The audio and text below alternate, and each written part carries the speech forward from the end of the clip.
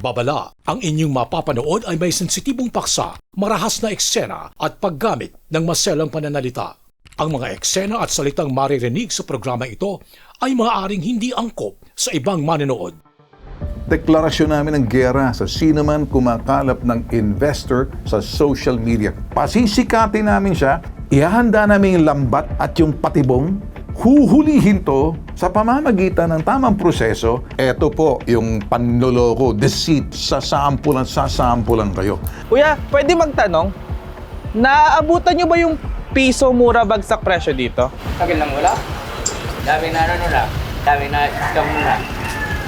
Kailan pa nawala? Ano na, 1 year na. 1 year. Oo. Alam nyo kaya kung saan lumipat? Yan, hindi ko alam. Yung mga naririnig ko, para nalugi sila. Ang tagumpay minsan nakakasira. Minsan napakahirap. May mga taong nalulunod sa isang baso lang. Kasi kung ikaw lang talaga, ikaw negosyante ka, wala na makapagsabi sa'yo ng tama at mali. Kababaksak mo na yun. If yung mga business owners ay now overwhelmed sa success nila, it's very important to keep their morality nila intact para hindi sila mag-give over para manlin lang. Francesca, sana tigilan mo na yung pang-i-scam mo sa mga tao. Kahit di mo maibalik yung pera sa amin, makulong ka lang para mapagbayaran mo yung ginawa mong panloloko. Hindi lang sa akin, sa aming lahat. Dahil napakarami ng niloko.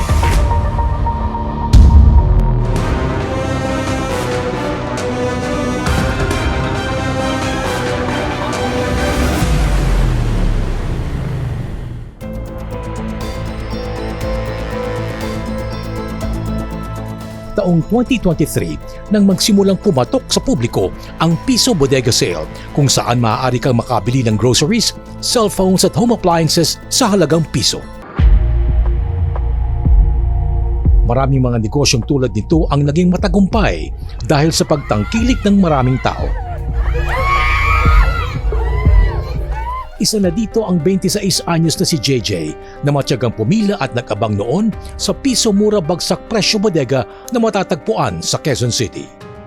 Nung pumunta po ako doon, nakita ko po yung sa store niya. Ang dami pong nakapila, lalo na po pag nagpipiso sale siya. Ang nabili ko po doon is rice cooker, pressure cooker, tsaka TV po. Parang feeling ko, ang swerte ko po, uy, mura nito, parang gano'n. Ang dami po talagang tao. As in, nag-boom po talaga sila. Mayroong mahigit 800,000 followers sa Facebook ang piso mura bagsak presyo bodega.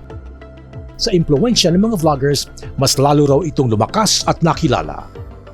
Kaya naman na nag-alok ito ng investment sa publiko, agad daw nahikayat si JJ na mamuhunan dito.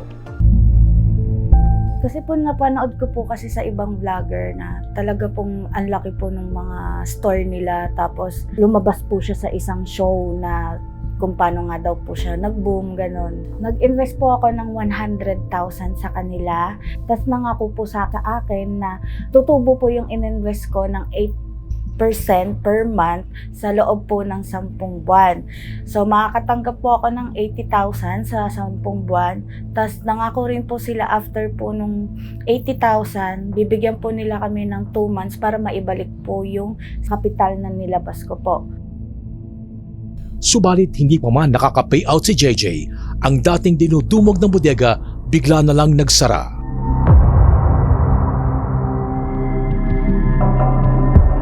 Nag-message po agad ako sa kanya.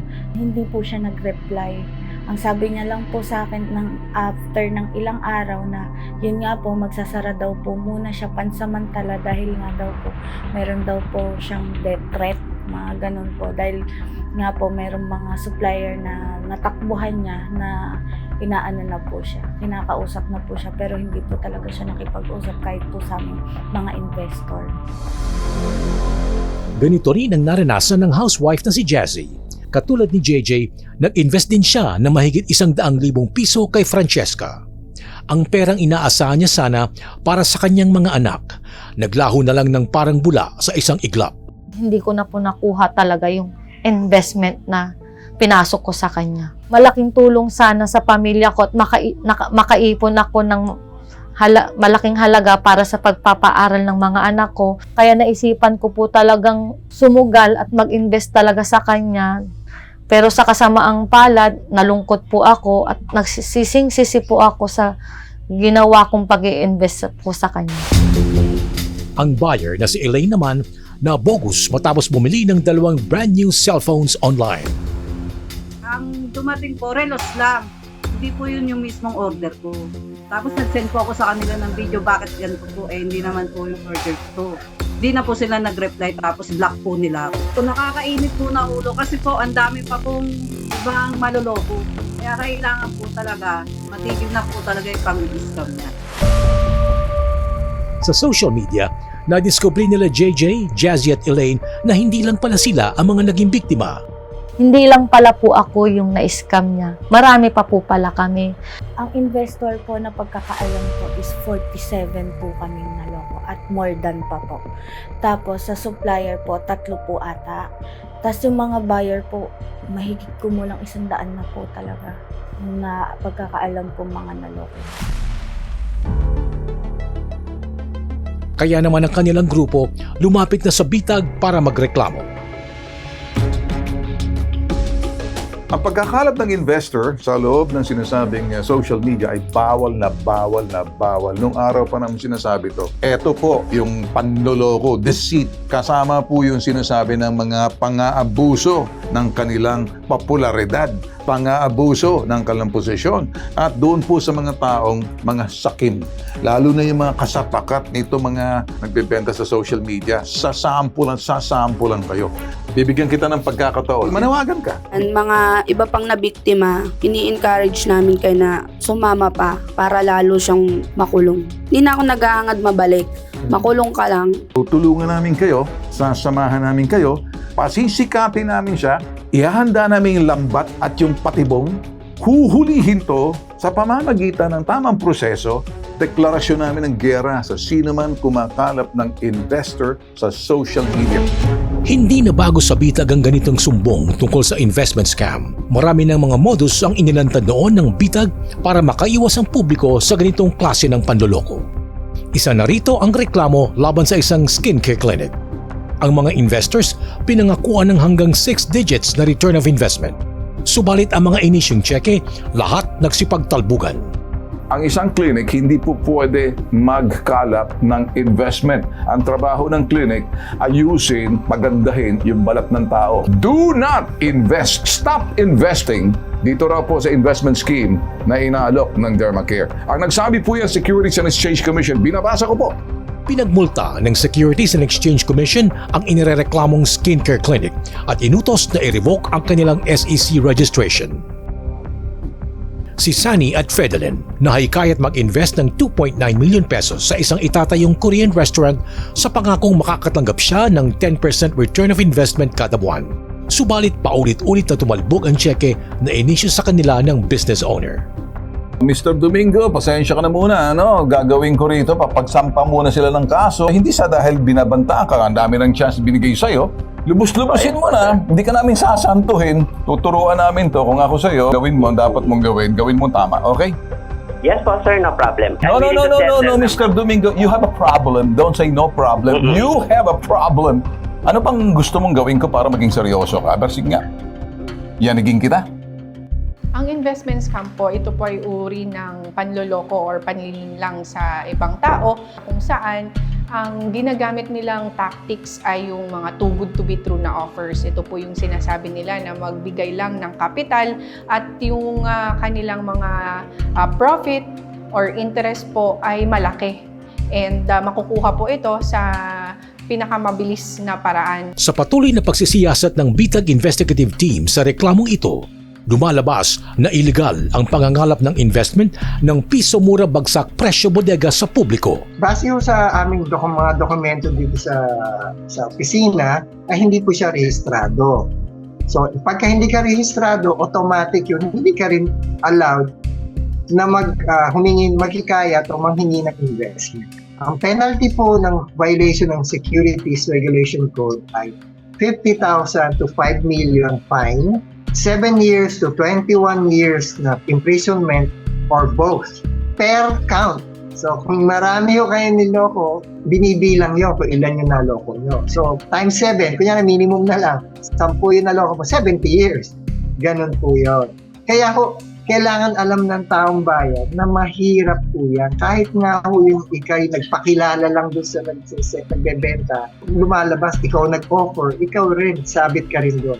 Bukod sa hindi rin ito rehistrado sa Department of Trade and Industry, pinuna rin ng ahensya ang estilo o pamamaraan ng pagbebenta ng piso mura bagsak presyo bodega. Maliban dun sa kinukomplain na investment scam, napag-alaman namin na mura yung mga presyo. Itong estilo na to, maaari nating sabihin na magkakaroon siya ng isang violation under sa batas ng DTI. Halimbawa, kung nagtitinda sila ng napakamura o tinatawag nating sales promotion. Pag ang isang pagbibenta ay merong ginagawang sales promotion activity, kailangan dumaan yon sa DTI para kumuha ng permit. Kung ang ginagamit nila ay murang produkto, maging mapanuri para hindi po sila biglang papasok sa isang transaksyon at tingnan nila mabuti kung ito bang seller na ito ay may kaukulang permit. Hindi lang business name permit or Securities and Exchange registration. Dapat meron din silang business name permit o BIR registration para malaman nila na itong business nito ay rehistrado at legitimate na business. Sinubukan ng bitag kunin ang panig ng business owner na si Francesca Madriaga hinggil sa reklamong ito. Subalit, hindi nito sinasagot ang aming mga text at tawag. Dahil dito, agad kumilos ang bitag investigative team para personal siyang bisitahin. Unang tinungo ng bitag ang kanyang dating pwesto sa Batasan, Quezon City.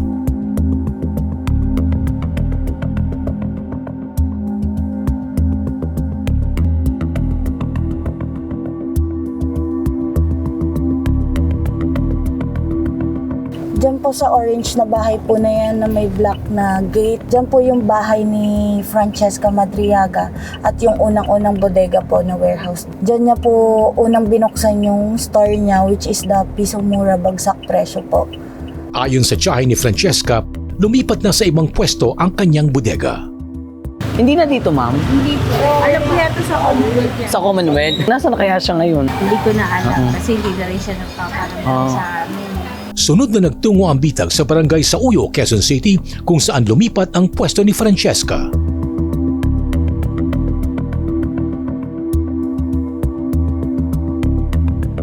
Dito po mismo sa Sauyo, yung naging second bodega niyan, lagi pong dinudumog ng tao dahil sa papiso sale niya. Pila po talaga. Kuya, pwede magtanong, naaabutan nyo ba yung piso mura bagsak presyo dito?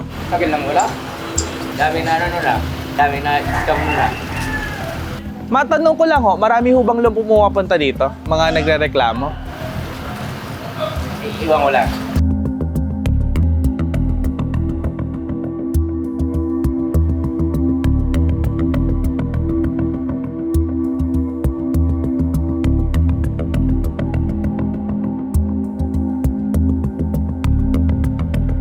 Diyan po sa hagdan na dyan, paakyat po sa second floor, tas diretso lang po ang huling-huling bodega ni Francesca. Biguri ng bitag na mahagilap si Francesca sa barangay Commonwealth, Quezon City kung saan umano huling nagbukas ang kanyang negosyo. Kailan pa nawala? Ano na? 1 year na. 1 year? Oh, Alam niyo kaya kung saan lumipat? Yan ang hindi ko alam. Kasi pinitan ako ng TV na flat. Ay, wala na. Yung may naririnig ko, para lalo sila. Bagamat wala ng physical store ang piso mura bagsak presyo bodega, aktibo pa rin ito sa social media.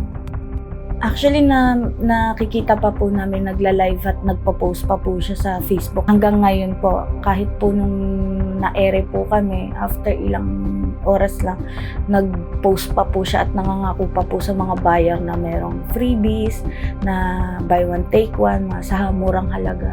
Sinubukan muli makipag-ugnayan ng bitag kay Francesca, subalit wala pa rin kaming natanggap na anumang tugon mula sa kanya. Sa kabila nito, nagparamdam si Francesca sa grupo nila JJ para makipag-areglo. After po namin magpabitag, tsaka po nagparamdam uli si Cheska na yun nga po, nangangako po siya na ibabalik daw po niya yung mga kapital na binigay namin sa kanya. Kaso nagtataka po kami kung kailan po kami nagreklamo, doon po siya talagang nag-message sa amin. Paliwanag ni Francesca sa kanila, ang kanyang pagkakamali ay buhat daw ng mismanagement sa dami at laki ng investments na pumasok noon sa kanya. Paliwanag ng psychologist, maaaring humantong sa maling desisyon ang isang negosyante buhat ng labis na stress at pressure, lalo na kung hindi nito inaasahan ang tinatamasang tagumpay sa negosyo. Kapag may business owner, no, tapos masyadong naging successful yung business niya kesa sa expectation niya, syempre mas nagiging overwhelmed yung tao. Nakaka-overwhelm, no, yung pagkakaroon ng pera ng marami kaagad. Dahil in the first place, unang-una, shocked sila. Pangalawa, baka they're not used to handling that much money. Baka wala silang accounting skills, di ba? Pangatlo, baka they might be overcome by their own temptations. Kung constant yung success kasi, ang mangyayari, no, nandun yung pressure na i-maintain yung success, unang-una. Pangalawa, nandun rin yung pressure na dapat mag-ROI sa mga investors, ibalik sa kanila. If yung mga business owners, no, ay now overwhelmed sa success nila, it's very important na to keep their expectations and morality nila intact para hindi sila mag-give over sa masamang intentions para manlin lang. Ipinaliwanag naman ng wealth coach na si Chinky Tan ang kahalagahan ng financial literacy sa pagpapatakbo ng isang negosyo. Pag di ka pa handa talaga sa tagumpay, ang tagumpay minsan nakakasira. Ikaw, kunyari, kumikita ka lang na maliit. Di ba, kunyari, 20,000 a month, bigla kumita ka na 100,000. Di ba, ang laki nun. So, 100,000, iniisip ko na, nako, mabibili ko na yung hindi ko nabibili, makakain ko na hindi ko nakakain, mapupunta ko na hindi na. So, minsan, yung parang natikman mo yun, pag natikman mo na, ang hirap na talagang, bumaba. In other words, nasanay ka na. So, since nasanay ka na sa ganung klaseng lifestyle, anong gagawin mo? Di ba, isusustain mo na. Hindi naman araw-araw o hindi naman buwan-buwan kumikita ka 100 eh. Ang regular mo ng 20, nagkaroon ka lang ng project. Minsan napakahirap. May mga taong nalulunod sa isang baso lang. So, mahalaga talaga. Kaya ako, I always surround myself with people na talagang na alam kong pwedeng pagkatiwalaan, na pwede akong pagsabihan. Kasi kung ikaw lang talaga, ikaw negosyante ka, wala na makapagsabi sa'yo ng tama at mali. Yun na. Kababaksak mo na yan. Kaya I really highly recommend you get mentors or mga tinatawag consultants or coaches na pwedeng mag-guide at makipag-usap sa'yo para mabigyan ka ng perspective. Alam mo, reality is this napakabilis na magpayo sa ibang tao pero napakahirap payuan ang sarili. Agree? Kaya kailangan, kung ikaw ay isang negosyante out there at kailangan mo talaga ng guidance and coach, hanap ka. Sa kabila ng pangako ni Francesca na ibabalik nito ang kanilang mga pera, desidido na ang grupo ng mga biktima na magsampa ng kaso laban sa kanya. Sana hindi na lang niya kami tinakbuhan. Kung maayos niya lang po na anuhan yung pera niya, hindi kami darating dito na magre-reklamo sa kanya. Francesca, sana tigilan mo na yung pang-iiska mo sa mga tao. Kahit di mo maibalik yung pera sa amin, makulong ka lang para mapagbayaran mo yung ginawa mong panloloko. Hindi lang sa akin, sa aming lahat. Dahil napakarami ng niloko mo. Sa mga kababayan po natin gustong magkaroon ng income, maging maingat po tayo sa mga nakikita natin sa mga social media platforms. Ito yung mga post na nagbibigay ng mga profit dun sa investment, and beware of too good to be true offers. And kung kayo man po ay biktima ng investment scam or any cybercrimes po, maaari po kayong dumulog sa pinakamalapit na PNP, Anti-Cybercrime Group po, para ma-assess natin at mabigyan ng hustisya yung pang-scam po sa inyo. Please, bago kayo mag-invest, i-report nyo na ako. Sabihin nyo na kagad sa amin para mahinto kagad natin. Mahuli agad natin. I-entrap natin kung pwede. Yun ang pinakagusto namin, i-entrap namin yung actual tao. Makakasuhan natin. Nakatakdang maghain ng reklamo sa PNP Anti-Cybercrime Group at Securities and Exchange Commission ang grupo ng mga biktima laban kay Francesca Madriaga. Hindi anti-business ang bitag, subalit sa mga negosyanteng mapanlamang at manluloko, hindi kayo sasantuhin ng bitag. Magsilbing babala sana ang palabas na ito sa publiko upang makaiwas sa ganitong klase ng panluloko. Kung kayo ay nabiktima ng investment scam, huwag magkatubiling lumapit at magsumbong sa bitag. Sa bitag, ilalaban ka, hindi ka iiwan. Tandaan, ang QR code na inyong nakikita sa kanang bahagi ng screen na ito ay makakatulong para sa inyong agarang sumbong. Step 1. Itutok lamang sa screen ang camera ng inyong cellphone sa QR code na ito. Step 2. Pindutin lamang ang Urgent Help button. Step 3. Pindutin ang play button at antayin matapos ang inyong maririnig. Welcome sa Bitag Help Desk. Inabuso ka ba? Pinagsamantalahan ka ba? Niloko ka ba? Pinabayaan ka? Sa loob ng 30 segundo, mag-iwan ng mensahe. Tatawagan kayo tungkol sa inyong sumbong. Kung ito naman ay medical emergency, police or fire, tumawag sa inyong local 911. At the sound of the beep, mag-iwan ng inyong mensahe sa loob ng mahigit 1 minuto at agad may tatawag sa inyo na Bitag Investigator. Start recording. Tandaan, ang QR code na ito ay para sa inyong agarang sumbong. Maaari niyong bisitahin ang lahat ng digital platform sa loob ng Bitag Linktree. If you like this video, give us a thumbs up, click like, and subscribe to be notified.